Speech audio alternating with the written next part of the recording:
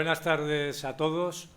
Empezamos la última sesión de este seminario del modelo cubano del tabaco y del azúcar. En esta ocasión nos acompaña Susana Serpa Silva, que es profesora de la Universidad dos Açores, con sede en la isla de San Miguel. Ella es profesora de Historia Contemporánea. Nos ha visitado en alguna ocasión participando en el coloquio de Historia Canario-Americana. Es experta en temas de migración, es experta en temas de utilización de la literatura como recurso para la historia contemporánea y pertenece como experta a este proyecto de investigación que está avalando este seminario. Por lo tanto, tenemos una conferenciante de prestigio a la que le vamos a dar la palabra y agradecerle que, a pesar de sus muchas tareas, porque creo que se te ha complicado la vida, a pesar de sus muchas tareas, esté con nosotros. Nos hubiera gustado tenerte presente porque además tienes un portugués sencillo y que se entiende muy bien, no como el de María Margarida, que ahora no nos oye.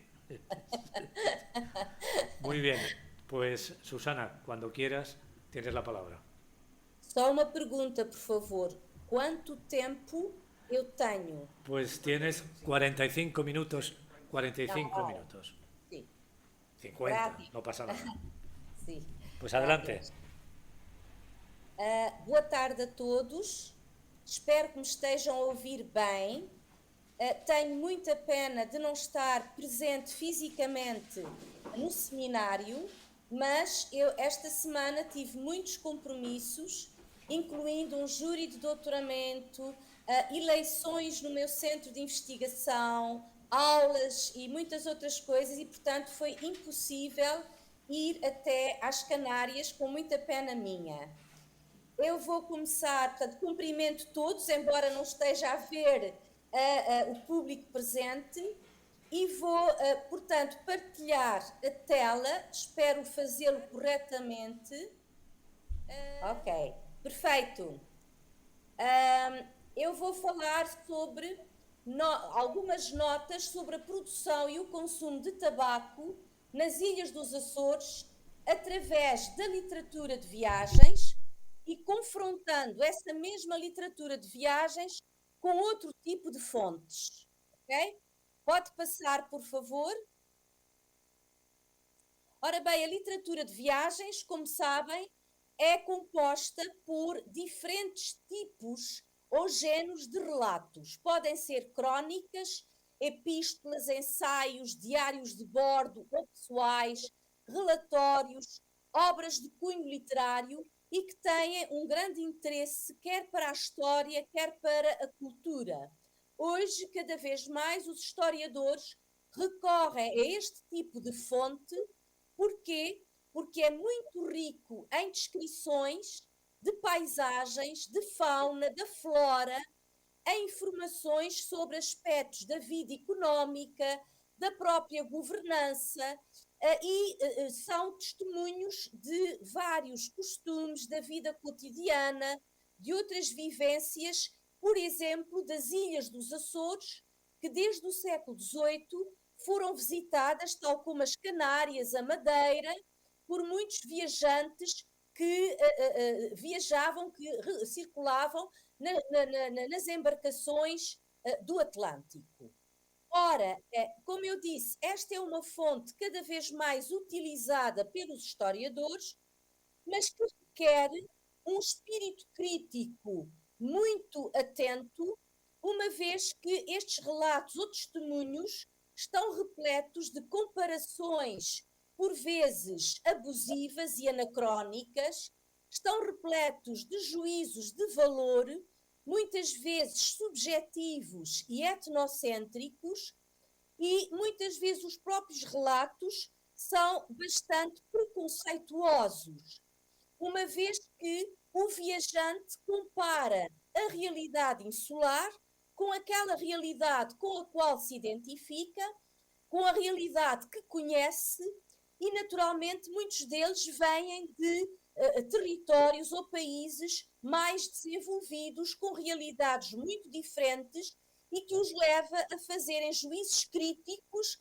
muitas vezes bastante negativos, ou pelo menos com uma grande parte de subjetividade e de uma visão de quem se acha superior em relação ao outro, àquele que visita e que conhece pela primeira vez. Ora bem, de qualquer modo, estas obras são, como eu disse, muito ricas em informações, até que nós muitas vezes não encontramos nas ditas fontes oficiais. Ok? Pode passar, por favor.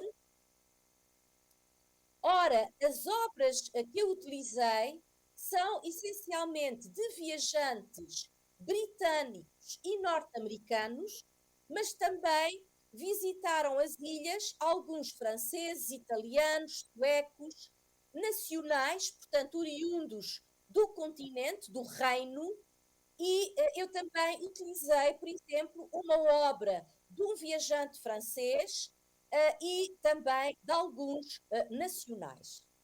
Muitos deles eram oficiais da Marinha, militares, naturalistas, jornalistas, pessoas que vinham à procura da convalescença de doenças de que padeciam, aventureiros, familiares de residentes, por exemplo, familiares dos cônsulos americanos ou dos cônsulos britânicos, e, portanto, há uma panóplia muito variada de viajantes que deixaram os seus testemunhos e cujos testemunhos eu irei cruzar, eu irei, portanto,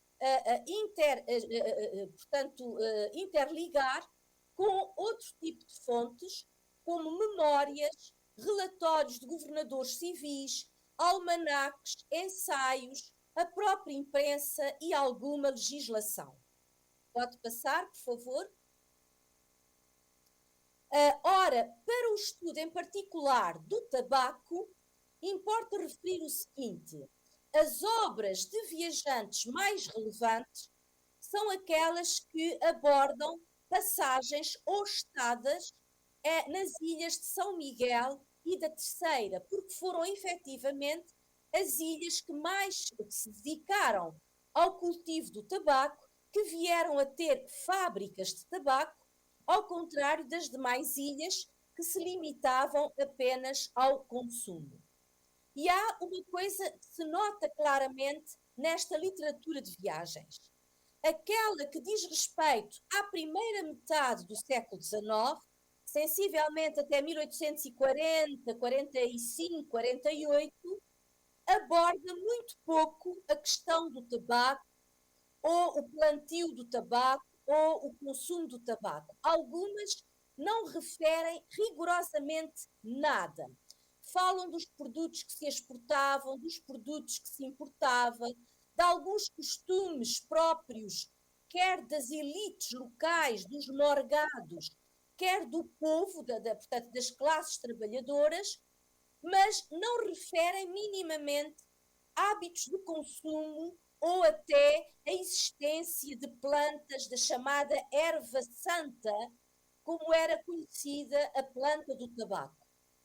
Já nas obras da segunda metade do século XIX, encontramos mais referências não só ao cultivo do tabaco, mas também ao seu consumo, especialmente obras dos anos 80 e 90 do século XIX. Ora bem, então, com base nessas obras e cruzando com outras fontes, a nossa abordagem divide-se em dois grandes pontos: o tabaco na economia local e o tabaco na vida cotidiana. Pode passar, por favor. Ora bem, começando com o primeiro ponto, eu trago aqui uma citação da obra de Thomas Ashe, um britânico que publicou um estudo muito interessante sobre os Açores e que, reparem, nunca foi traduzido para português. Porquê? Porque ele faz uma abordagem dos Açores aconselhando o Império Britânico a fazer destas ilhas um protetorado. Portanto, foi uma obra que causou alguma polémica na época e não só, posteriormente. Inclusivamente, Thomas Ashe era uma figura problemática, ele chegou a ser preso na sua estada nos Açores, e o que é que ele diz em relação à economia, sobretudo da ilha de São Miguel?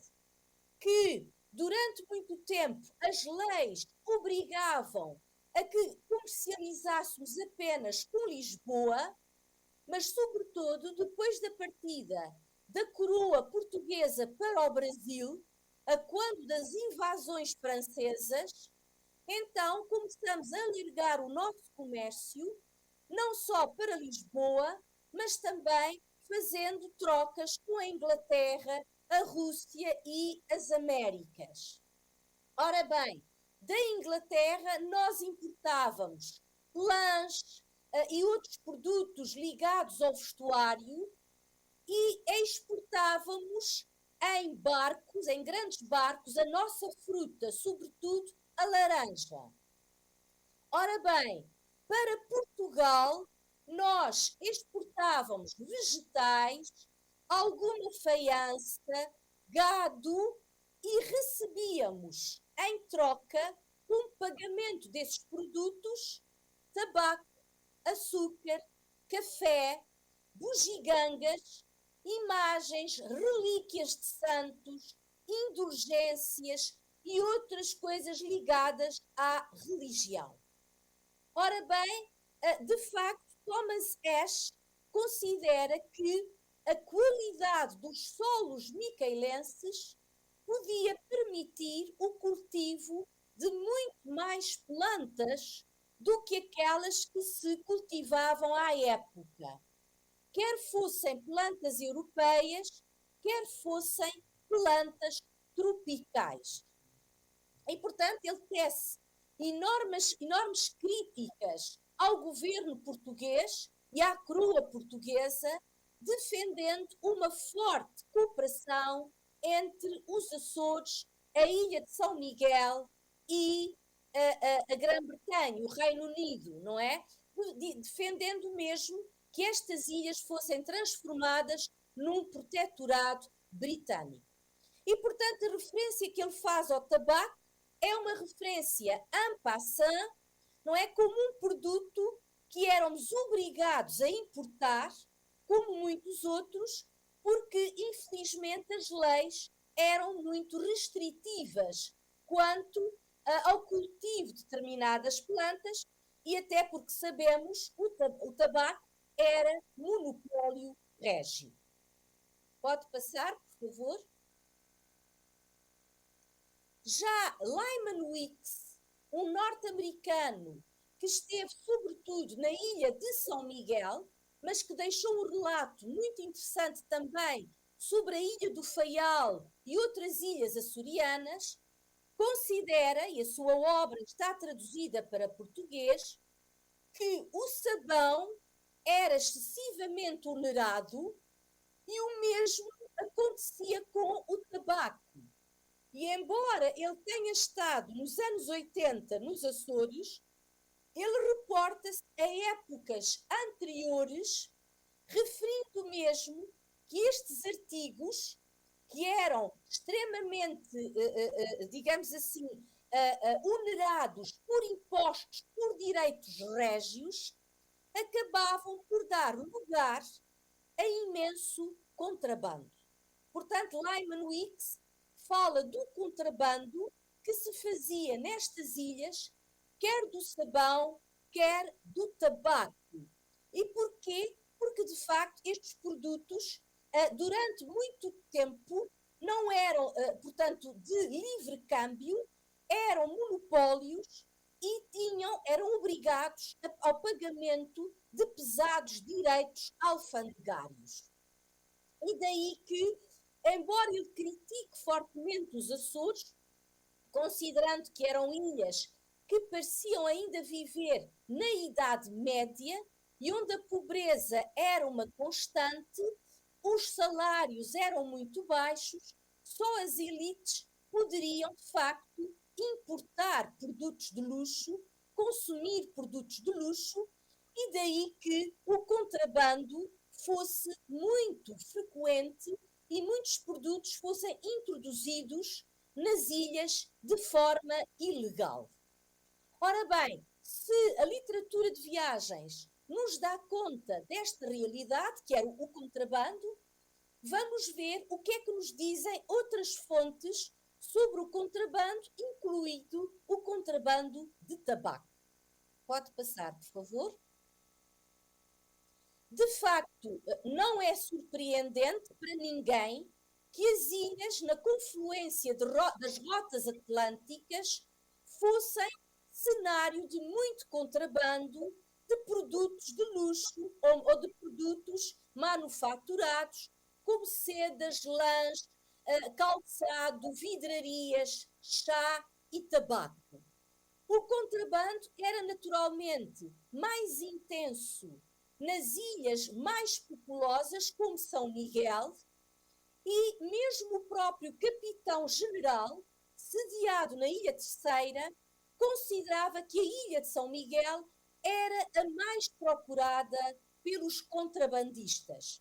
E, naturalmente, as autoridades tentavam contrariar o contrabando, mas a sua atuação foi muito condicionada por falta de meios, pela própria natureza subreptícia do crime, pelas condições geográficas. Era fácil deixar fardos de tabaco em praias, em baías desertas, sem qualquer fiscalização, e, além disso, suspeita-se, e as autoridades afirmam isso muita vez, de que os próprios funcionários da alfândega seriam coniventes com este tipo de crime.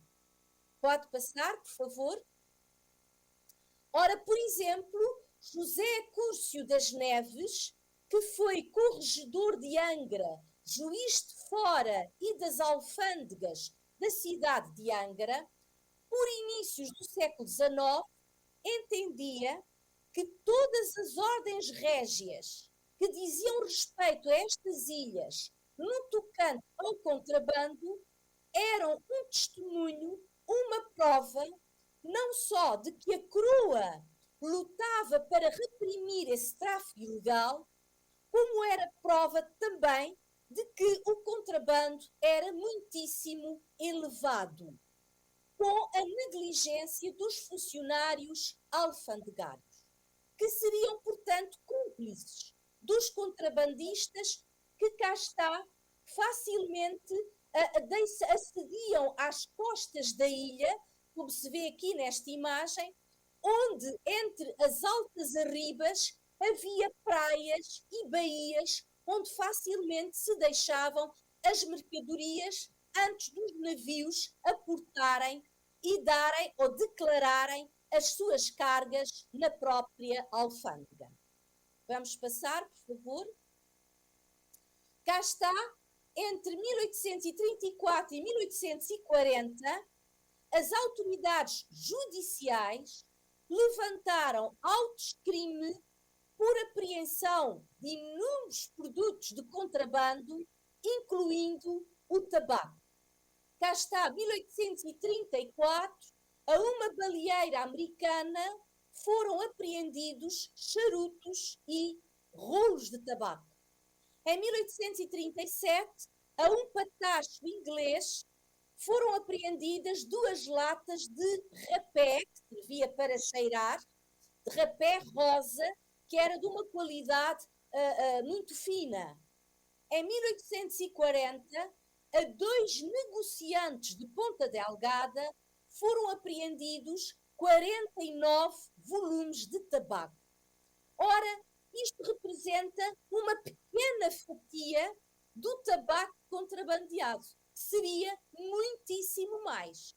Estes são exemplos de casos que chegaram à justiça, mas muitos casos, obviamente, não chegavam aos tribunais. Para a frente, por favor. Por exemplo, a própria imprensa dá nota de inúmeras apreensões de tabaco que eram feitas pelos funcionários da alfândega ou pelos contratadores, pelos funcionários dos contratadores. Cá está uma porção de tabaco e pólvora, foram depositados rolos de tabaco e vários barris que se pensava conterem pólvora e boiões de gin, todos apreendidos no Porto da Caloura, que integra, pertence à costa sul da ilha. E cá está, por exemplo, em março de 1849, foram carregados 47 volumes de tabaco corda-ferro encontrados num subterrâneo artificial perto da localidade de Rosto de Cal. Portanto, a mercadoria era escondida e muitas vezes os próprios comerciantes que eram autorizados a vender tabaco guardavam escondida a mercadoria contrabandeada que depois era vendida a quem tinha, obviamente, poder de compra. Pode passar à frente, por favor. Ainda continuando com a imprensa, vemos que em 52, em 56, continuam as apreensões de tabaco e, naturalmente, que enquanto se manteve o monopólio régio, esta foi uma realidade que era quase impossível de combater na totalidade. E esta frase do jornal A Persuasão, em março de 1897, é muito importante quando diz que é outro tempo, portanto, no passado, ser contrabandista era uma boa indústria em São Miguel, na ilha de São Miguel, e bastava o quê? Ter capital para pagar de imediato as mercadorias que se contrabandeava e a ousadia necessária para desembarcá-la em qualquer ponto da costa da ilha. Portanto, estas eram as duas condições para se ser contrabandista: ter dinheiro para contrabandear e ter a coragem de iludir as autoridades e encontrar os melhores locais para esconder e fazer desembarcar o contrabando. Adiante, por favor. Ora bem, a maior parte dos produtos, incluindo o tabaco, implicava o pagamento de taxas aduaneiras muito elevadas e era isso precisamente que estimulava o mercado negro. A legislação era considerada à época, na primeira metade do século XIX, uma legislação bárbara. E daí que se procurasse iludir, não é, os contratadores do tabaco. E, portanto, o aumento do preço, os impostos cobrados, contribuíam largamente para o incremento do tráfico ilícito, enquanto que o aumento da repressão e das medidas repressivas demonstrava as dificuldades em conter esse tráfico. Só em 1840 é que passa a haver um regulamento dos contratadores gerais do tabaco com regras para fiscalizarem melhor as embarcações. Portanto, o consumo do tabaco era bastante generalizado e podemos pensar que só os que tinham mais poder podiam comprar portanto, tabaco contrabandeado, mas reparem que mesmo entre os presos, e eu encontrei isso em processos de crime, mesmo entre os presos nas cadeias da cidade, se contrabandeava tabaco. Vamos passar à frente, por favor.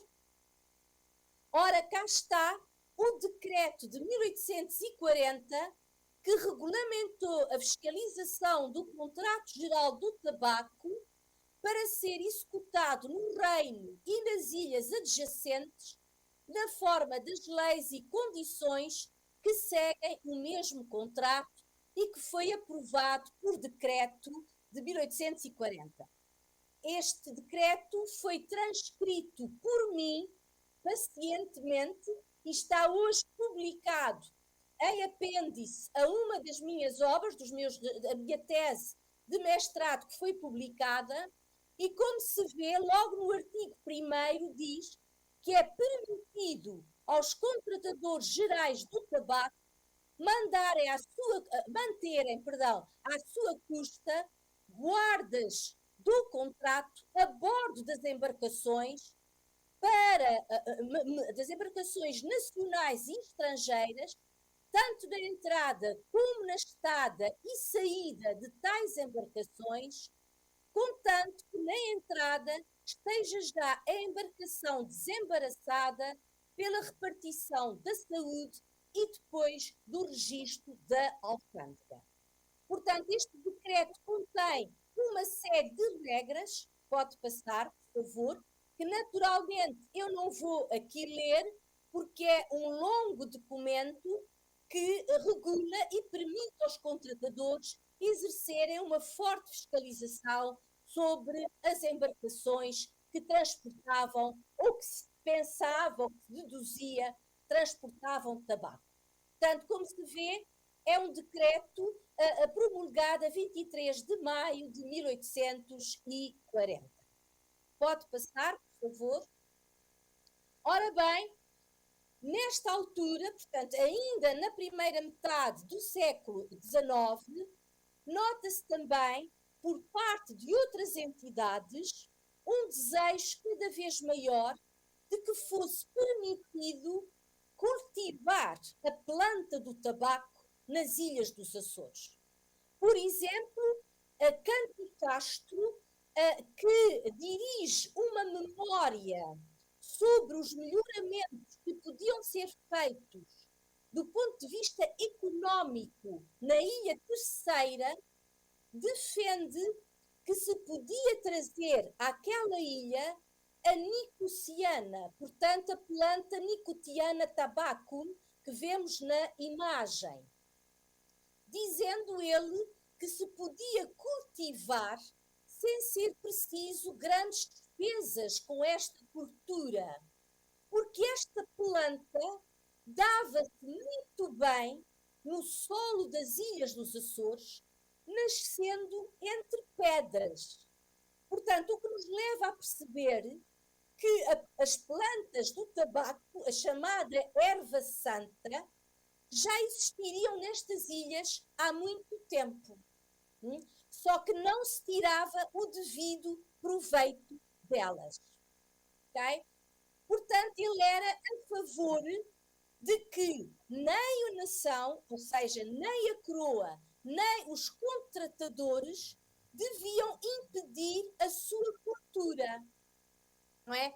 Para que pudesse realmente haver outras condições de consumo de tabaco na Ilha Terceira e que isso levasse a uma diminuição do preço da sua arrematação, indemnizando-se os contratadores.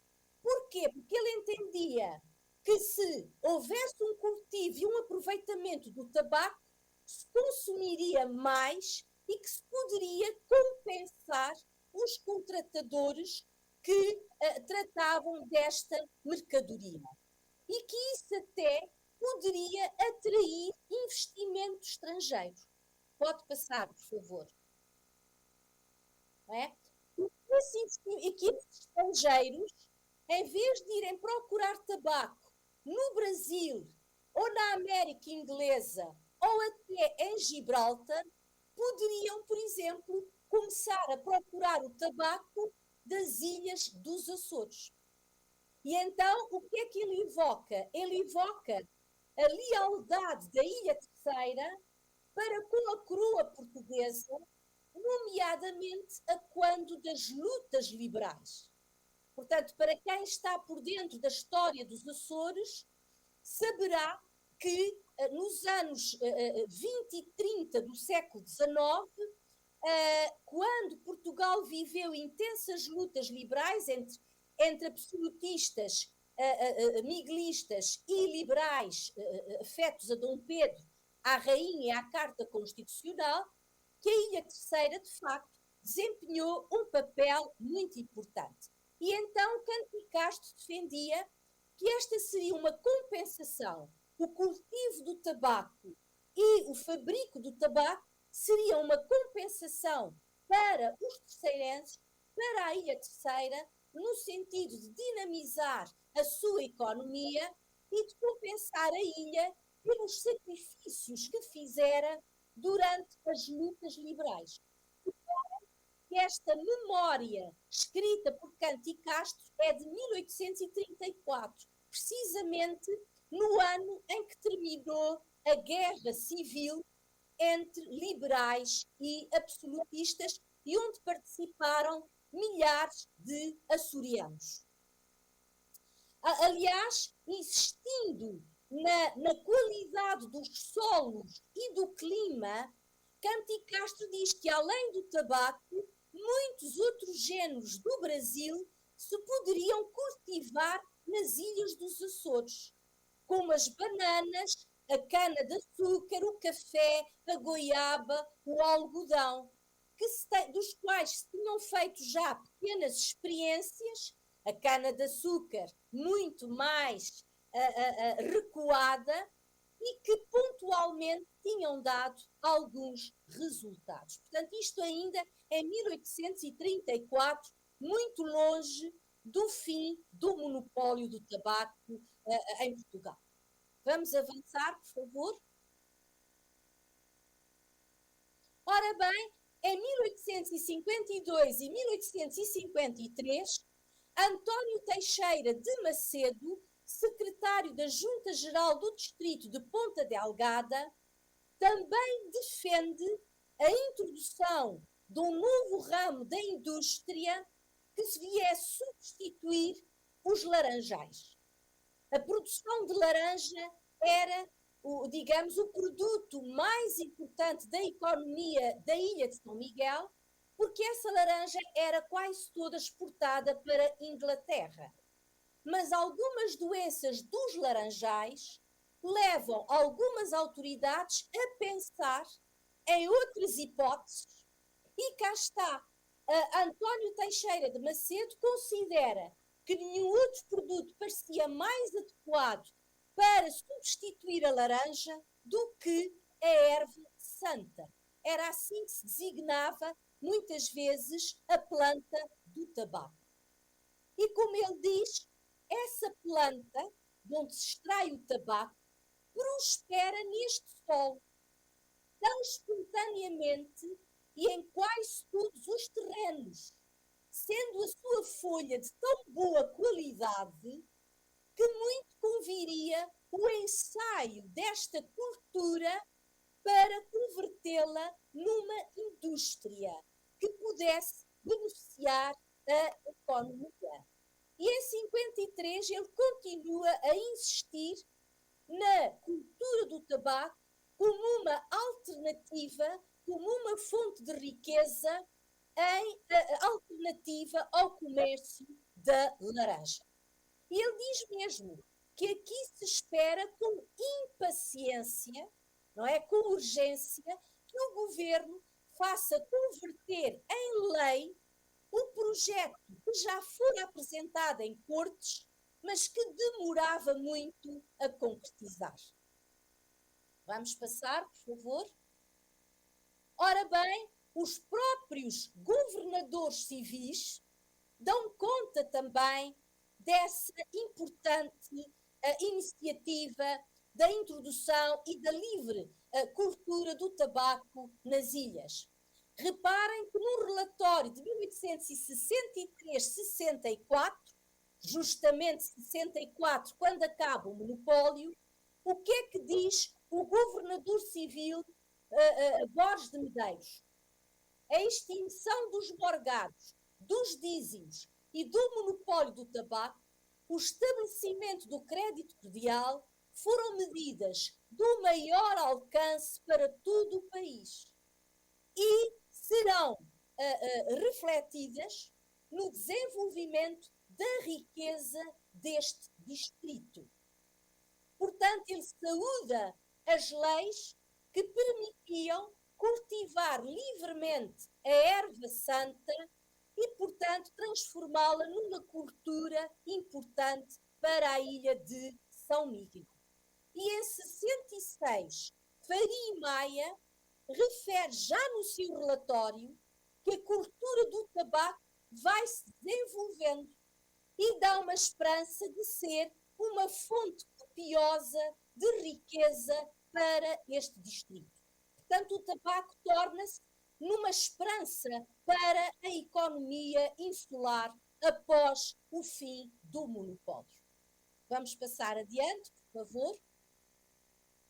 Ora, voltando à literatura de viagens, reparem, Walter Frederick Walker, um norte-americano que visita os Açores e está durante algum tempo na ilha de São Miguel, deixou uma obra extraordinária, muito rica em descrições, e o que é que ele já nos diz em 1886? Que ultimamente tem empregado esforços para desviar parte do comércio para a Alemanha e os Estados Unidos.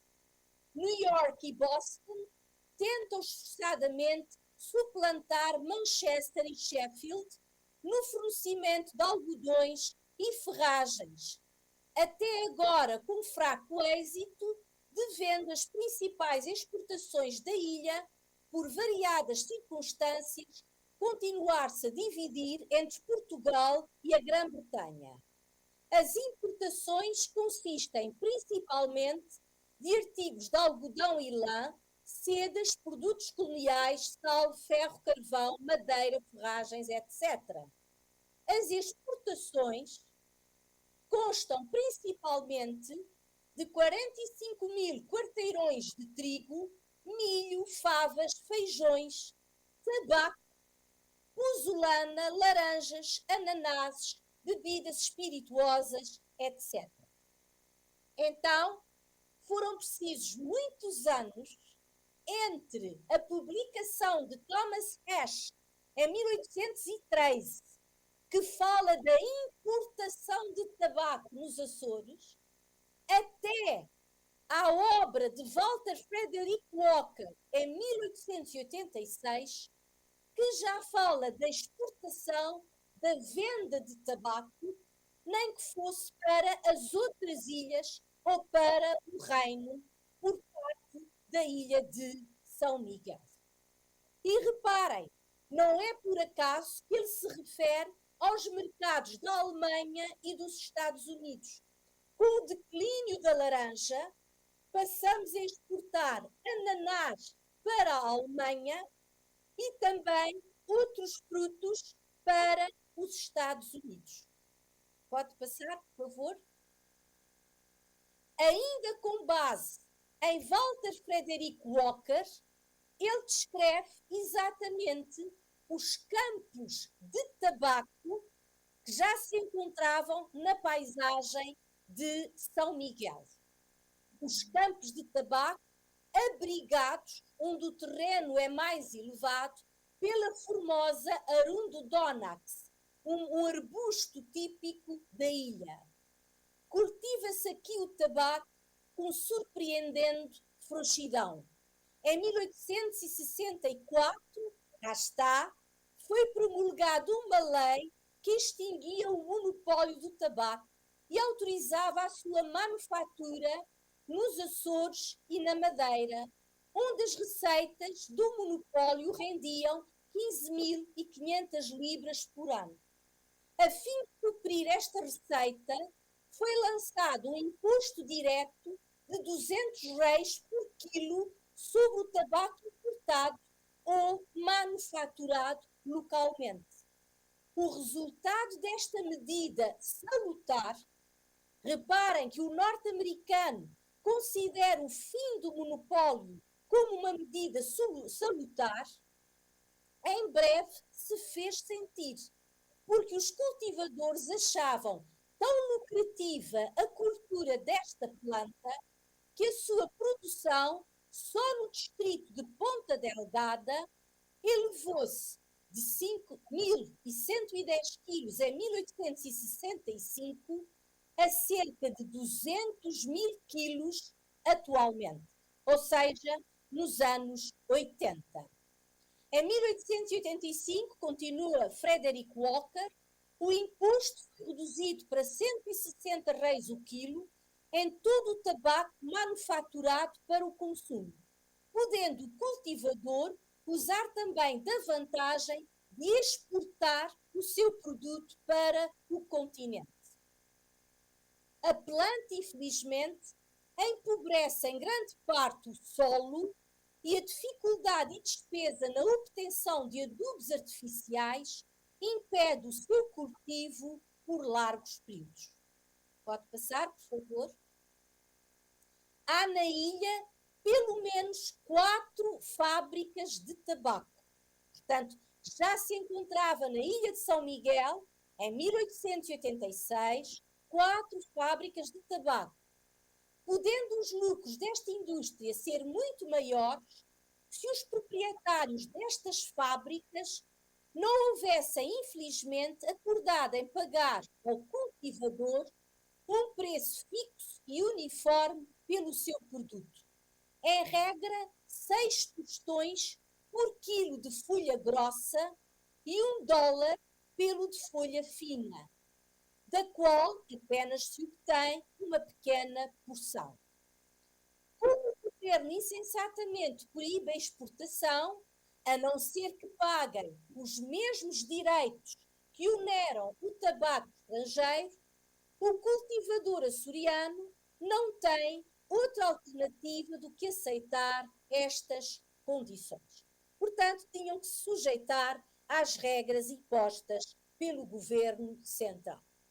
Ainda assim, ele considerava que o desgaste causado pelo plantio, pelo cultivo do tabaco, podia ser recuperado rapidamente, por exemplo, cultivando plantas fertilizantes como o tremoço, que era muito abundante nestas ilhas e que era usado precisamente neste sentido, como fertilizante dos solos. Vamos avançar, por favor. Ora bem, o que é que nos revelam outras fontes? Por exemplo, na Ilha Terceira, em 1874, foi publicado um almanaque que nos dá conta dos quilos, da quantidade de tabaco que existia em depósito em 1800, no final de 1872, que entrou durante o ano de 73, que foi consumido na Terceira em 1873, embarcado para outras ilhas também nesse ano e que ficou em depósito no final de 1873. Portanto, como se pode ver, o total rondaria os 26.755 quilos e mais umas gramas. Portanto, e a Ilha Terceira, reparem, era menor, tinha menos população, tinha menos cultivo do que a Ilha de São Miguel, que era maior e que enquanto na Terceira existiam 2 fábricas, em São Miguel existiam 4. Pode passar, por favor.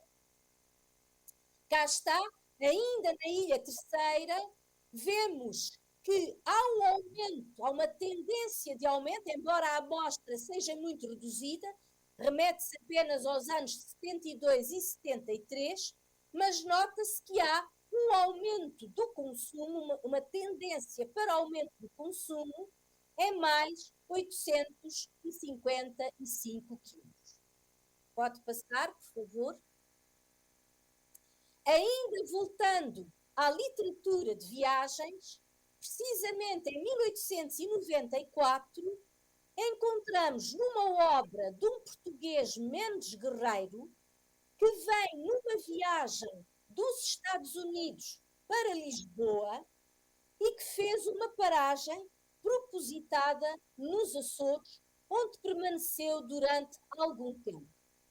E o que nós encontramos é exatamente uma descrição da visita que ele fez à fábrica de tabaco que pertencia a José Ben Saúde, membro de uma família de origem judaica que se fixara há muito na ilha de São Miguel e que se tornou numa família de empreendedores, de negociantes, de industriais açorianos, muito rica e que ainda hoje é uma das famílias mais ricas dos Açores.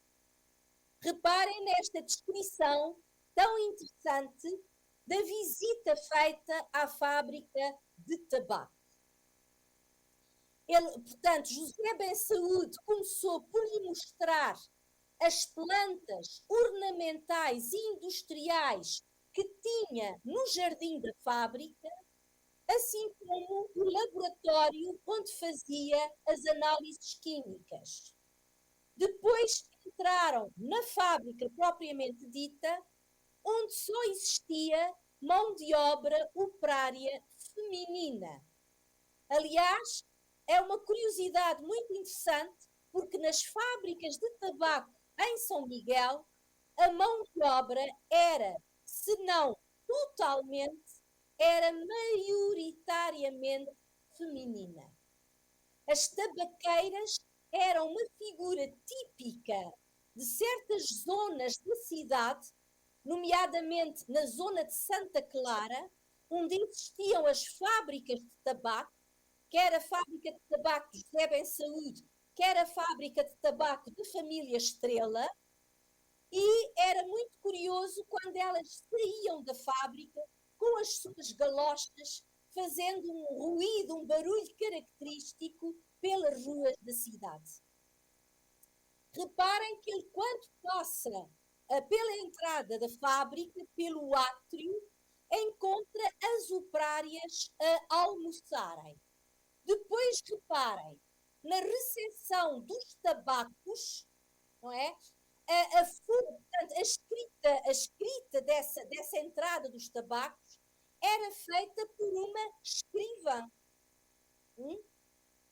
Na recepção dos tabacos, maioritariamente cultivados na Terceira e São Miguel, eles eram pesados, separados, e separavam-se inclusive os pecilos que eram utilizados para fazer o rapé. Depois a folha era seca nas estufas e havia também as máquinas de imprimir.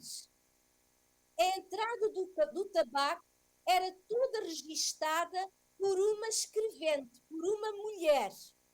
E depois, mesmo na casa da prensa, onde se prensava o tabaco para mascar, não é? Que era uma moda tanto na América como em África, eram mulheres que tratavam, que faziam esse trabalho, que puxavam as alavancas para prensar o tabaco. Adiante, por favor. Eram elas que traziam a água e o maquinista, reparem, era uma mulher de 40 e tantos anos. O fogueiro era uma rapariga, já ia aprendendo o ofício para substituir a maquinista quando fosse necessário.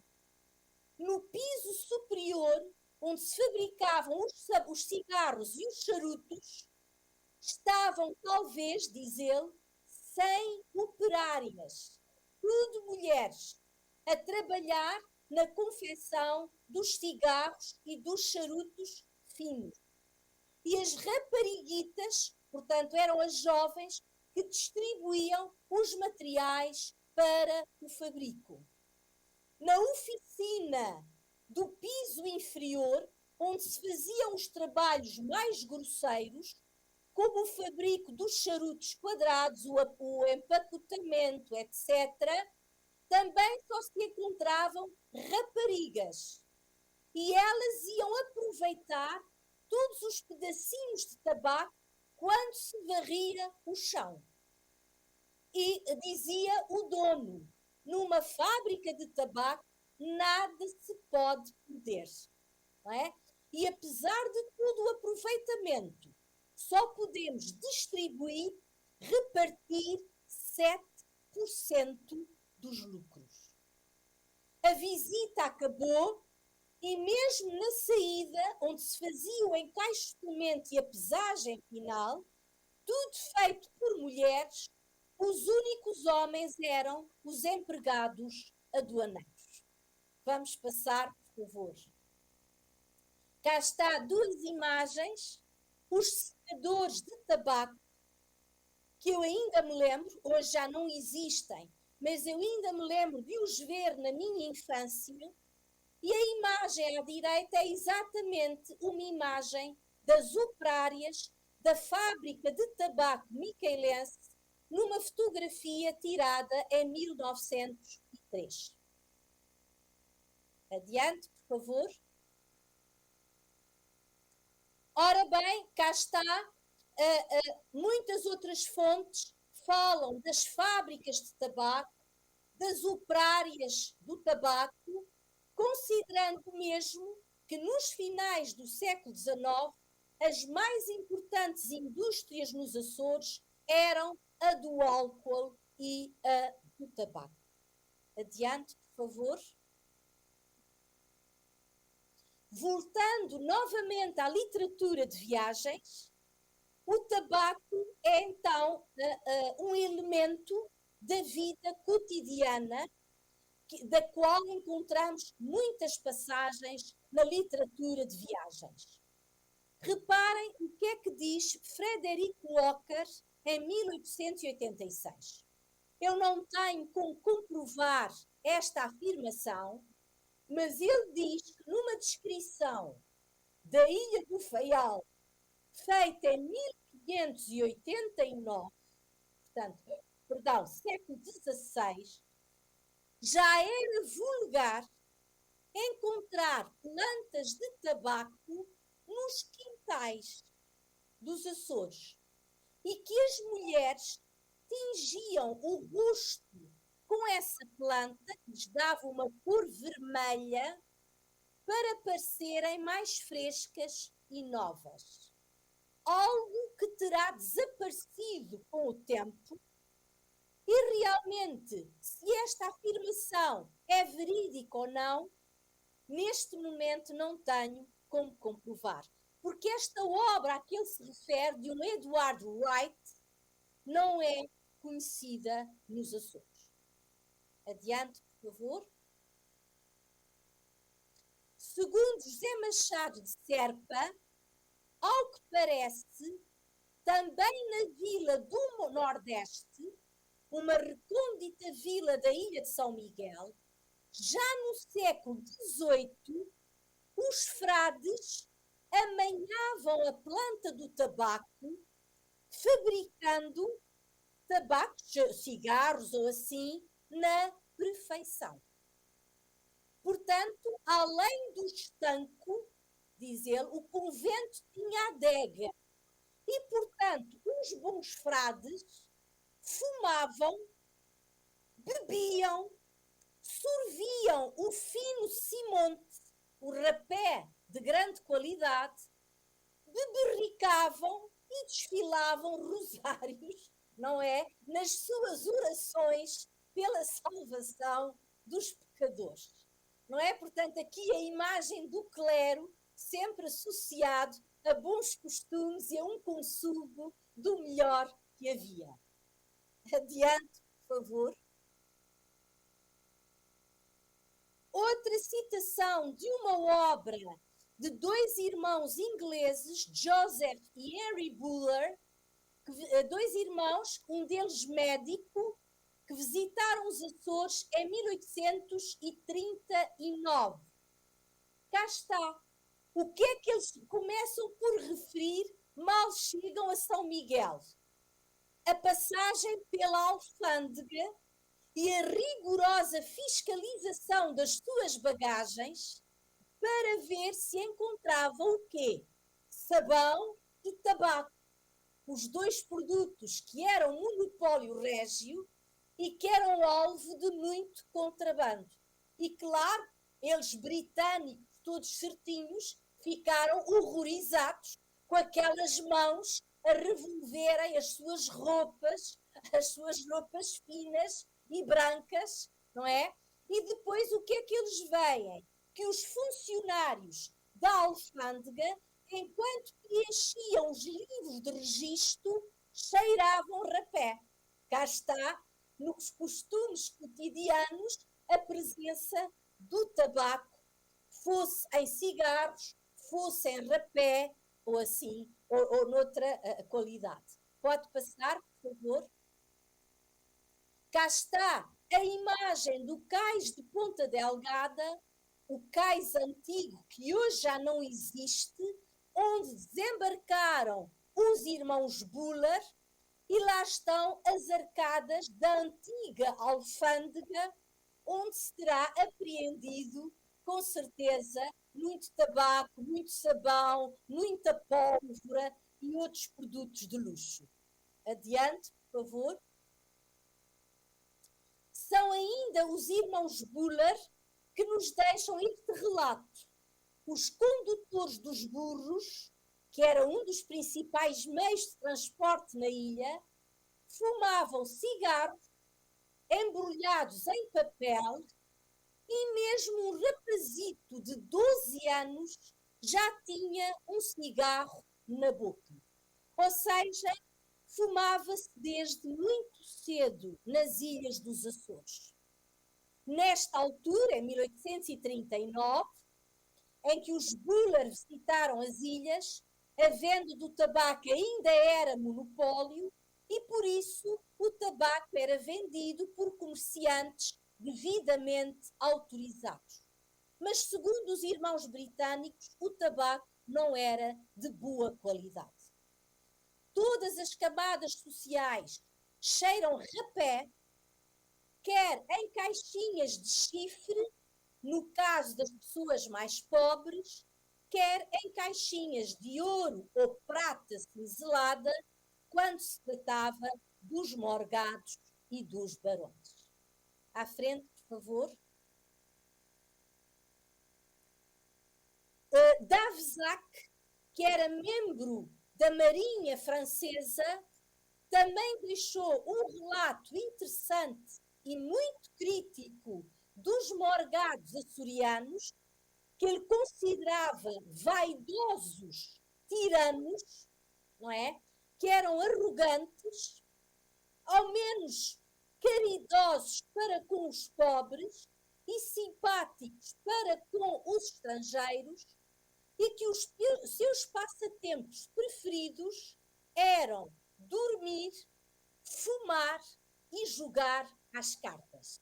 Portanto, cá está os passatempos de uma classe ociosa que vivia dos seus rendimentos e que adorava exatamente descansar do descanso, fumar e jogar. Havia muito hábito de se passarem serões em casas uns dos outros, jogando cartas e fumando até altas horas da noite. Pode passar adiante, por favor. Lyman Weeks, outro norte-americano, refere que em tempos de crise ficavam muitas vezes os pobres a ponto de morrer de fome, dizendo que já vira crianças furtar ossos atirados aos cães. É uma imagem muito forte da pobreza nas ilhas. Mas, então, qual era o prazer a que toda a gente se dedicava? O uso do tabaco. E rapazinhos de andar vacilante, portanto, desde tenra idade, já chupavam, já fumavam o seu cigarrito. Adiante, por favor.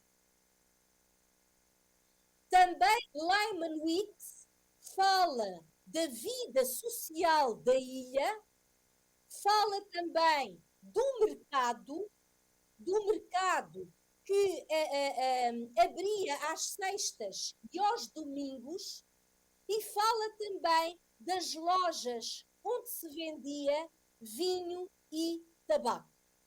Lojas que não tinham montras, apenas portas abertas, e cá está, muitas vezes tinham tabuletas ou pinturas que diziam tabaco e vinho habilitados.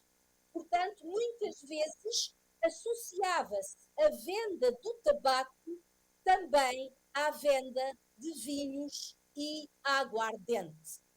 Eram assinalados na porta com um ramo de faia ou de bucho, como acontecia também em Inglaterra. Pode passar, por favor.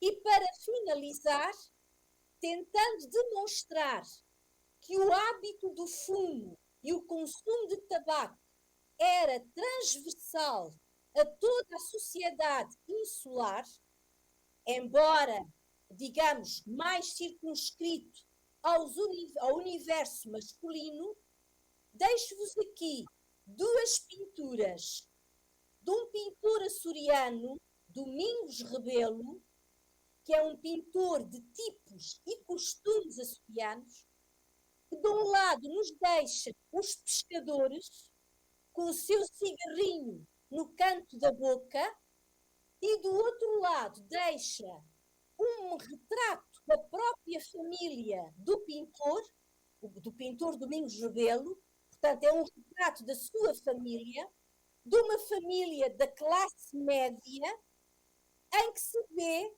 os dois irmãos a fumarem, não é? Um sentado, o outro em pé, enquanto Domingos Rebelo tem na mão o seu pincel. Portanto, como eu referi, abordamos o tabaco na economia, na vida cotidiana, usando a literatura de viagens e cruzando essa literatura com muitas outras fontes. Pode passar, por favor?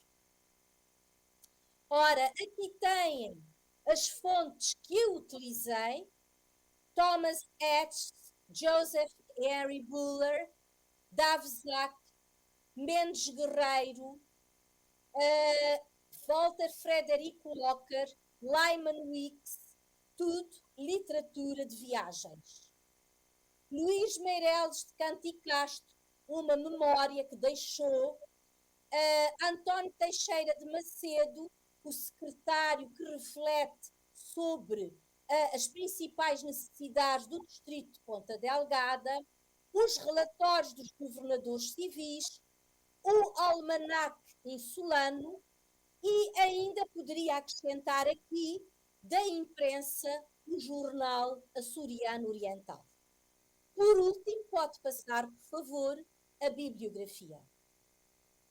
Duas obras da minha colega e amiga Margarida Vaz do Rego Machado, do amigo Santiago de Luxam Meléndez, uma obra minha, Criminalidade e Justiça na Comarca de Ponta Delgada, em que eu trabalhei justamente o contrabando, e também um trabalho de Paulo Silveira e Sousa sobre as atividades industriais no distrito de Angra.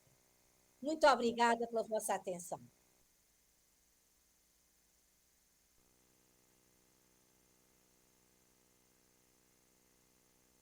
E peço imensa desculpa pela atrapalhação inicial e por não conseguir compartilhar o PowerPoint.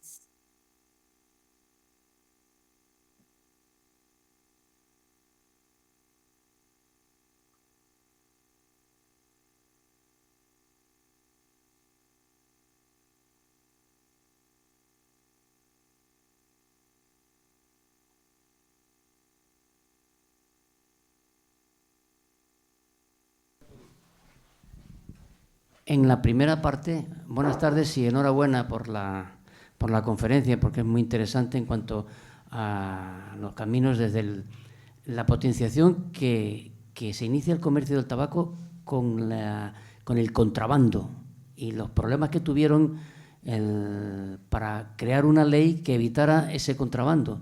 O sea, el control del tabaco que se entraba por las costas escondidas como base desde las Islas Azores. Creo que fue un problema para resolver, un problema bastante fuerte, crear una ley que evitara ese contrabando, ¿no? Gracias. Portanto, eu ouvi, mas eu julgo que foi mais um comentário ou foi mesmo uma pergunta sobre a ley. Es un comentario porque curiosamente fue una época en que los contrabandos se ejercían por todo el Atlántico y hasta que cayeron en manos de las potencias nuevas, Inglaterra, Holanda, en contra de lo que hacían la preponderancia del comercio español. Gracias y enhorabuena, muchas gracias. Gracias. Sim, é uma realidade dos vários arquipélagos atlânticos e do mundo atlântico em geral. Havia muito contrabando e nas ilhas era difícil combater, porque as ilhas eram propícias, facilitavam, não é? Eu por exemplo, no meu trabalho, eu encontrei o relato de um padre que uma vez na ilha de São Jorge, uma ilha mais pequena, ele entrou numa pequena igreja que ficava isolada, porque ele ia celebrar uma festividade religiosa e a igreja estava repleta de produtos de contrabando, que tinham sido escondidos durante a noite por alguém, naturalmente, que tinha acesso à própria igreja. E, portanto, isto era muito frequente e, sem dúvida, que o tabaco era um produto muito contrabandeado. Daí a profusão de leis, não é? E todas as facilidades que foram concedidas aos contratadores para poderem fiscalizar as embarcações. Obrigada. Susana, yo quería hacerte alguna pregunta. Sí. Primero me sorprende que cuando has hecho la cita de viajeros no hay ningún español. Los españoles no viajan a Azores. Luego me ha interesado mucho que se resalte en la literatura que nos has expuesto el trabajo de las mujeres, lo que en España llamaríamos cigarreras. Pero lo que te quería preguntar con relación a esto es que en España surge, además de la literatura de viajes, una literatura social, vamos a llamarla. Por ejemplo, Emilia Pardo Bazán, que está muy relacionada con un escritor canario, Benito Pérez Galdós, escribe una obra trascendental que se llama La Tribuna, en la que cuenta las vicisitudes de las cigarreras de La Coruña, por no mencionar el Carmen de Mérimée y el mito de Carmen dentro de la literatura española. ¿Hay alguna literatura azoreana o portuguesa que se refiera a este tema? Primeiro, de facto, obrigada pelas perguntas. Em relação aos viajantes, de facto, não há espanhóis. Até agora não encontramos ou não conhecemos nenhuma obra de viajantes espanhóis. Italianos, sim, franceses, muitos britânicos, muitos norte-americanos, mas espanhóis no sé explicar por qué. Puedes atribuirlo a que los españoles no escriben cuando van a Azores. Pero haberlos los habría. ¿Sí? No, que pudo haberlos, aunque no escribiesen. Claro. Sim, claro. É possível, não é? Muitos viajantes não deixariam testemunhos, não escreveriam obras, não publicariam.